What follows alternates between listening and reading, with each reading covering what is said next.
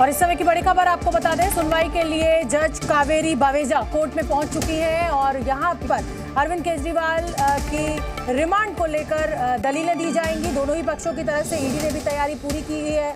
ED ने लगातार इस पूरे मसले को लेकर कहा है कि अरविंद केजरीवाल जांच में सहयोग नहीं कर रहे हैं। पूरा मामला कोर्ट में पहुंचा है। कल हाईकोर्ट से जब ये पूरा मामला गिरफ्तारी की जो अर्जी लेकर अरविंद केजरीवाल पहुंचे तो उसे खारिज कर दिया गया। उसके बाद शाम को ईडी की टीम रेड के लिए पहुंची और अरविंद केजरीवाल को गिरफ्तार किया। और अब इस समय का अपडेट यह है कि रिमांड के लिए ईडी जो है वो कावेरी बावेजा की कोर्ट में पहुंची है, राउज एवेन्यू कोर्ट में। और यहाँ पर जज जो है वो कावेरी बावेजा वो अब कोर्ट रूम में आ चुकी है और सुनवाई किसी भी क्षण जो है वो शुरू होने जा रही है। बलराम।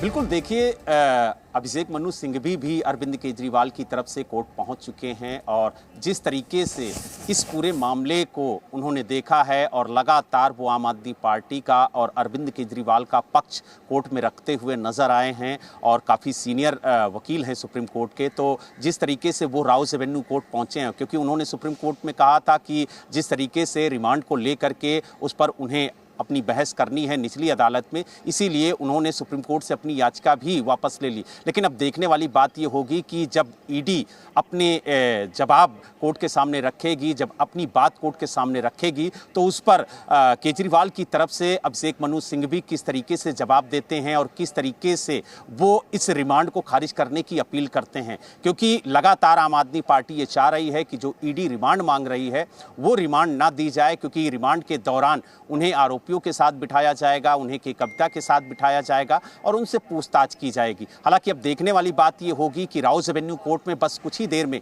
उन्हें पेश किया जाएगा, क्योंकि राउज एवेन्यू कोर्ट अरविंद केजरीवाल पहुंच चुके हैं और जिस तरीके की तस्वीरें देखने को मिली हैं, काफी शांत तरीके से वो कोर्ट के अंदर प्रवेश हुए हैं। हालांकि अब माना जा रहा है कि कुछ ही देर में कोर्ट के सामने दोनों पक्ष अपनी अपनी दलीलें रखेंगे। जो ईडी के वकील हैं वो भी कोर्ट में पहुंच चुके हैं। ईडी अरविंद केजरीवाल को लेकर के कोर्ट पहुंच चुकी है और सुनवाई के दौरान किस तरीके से बहस होती है और रिमांड को लेकर के ईडी क्या दलील देती है, क्योंकि जो साउथ लॉबी की कड़ियां हैं वो किस तरीके से जोड़ी जाएंगी। जो सरकारी गवाह बना है। करना चाहूंगी प्रमोद लगातार इस मसले पर नजर बनाए हुए। प्रमोद, कल रात को गिरफ्तारी हो गई थी, रात में भी मुझे लगता है थोड़ी देर तो पूछताछ जरूर हुई होगी, सुबह से ही पूछताछ हो रही थी। अब तो 3 बजने जा रहा है, 2 बजने जा रहा है, माफ कीजिए, कोर्ट पहुंच चुके हैं।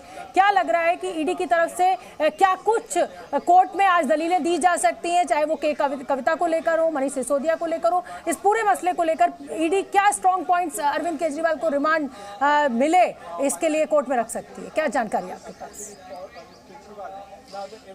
देखिए, ईडी के सूत्रों से जो जानकारी मिली है, ईडी का ये मानना है कि पूरी जो है ये एक्साइज पॉलिसी बनी थी, इसमें कहीं ना कहीं बेनिफिशरी के रूप में आम आदमी पार्टी थी और 6% का कमीशन आम आदमी पार्टी को मिल रहा था, जिसका इस्तेमाल उन्होंने गोवा चुनाव में किया था और दूसरे चुनावों में करना था। चूँकि इस पॉलिसी को जो है बंद कर दिया गया, इसलिए वो 6% का जो मार्जिन वो रह गया था। लेकिन एक कॉन्स्पिरेसी रची गई थी जिसमें साउथ लॉबी जो के कविता है और साथ में मनीष सिसोदिया, अरविंद केजरीवाल ये जानते थे कि इस तरीके की अगर हम पॉलिसी बनाएंगे उसमें के कविता अपनी कंपनी के जरिए जो है शराब के जो ठेके लेंगे और पूरा जो है प्राइवेटाइजेशन इसका करेंगे, तो उससे जो कमीशन है वो 6% से 12% कर दिया जाएगा और उससे जो फायदा होगा उसमें से कुछ हिस्सा जो है वो आम आदमी पार्टी को देना होगा। इस बात की जानकारी थी और उसके बाद से जब पॉलिसी बनी गई थी तो नीचे वाले लोग काम कर रहे थे, लेकिन मेन कॉन्स्पिरेटर के तौर पे ईडी ने के कविता, अरविंद केजरीवाल और मनीष सिसोदिया को माना है और पूरा सूत्रधार इस पॉलिसी का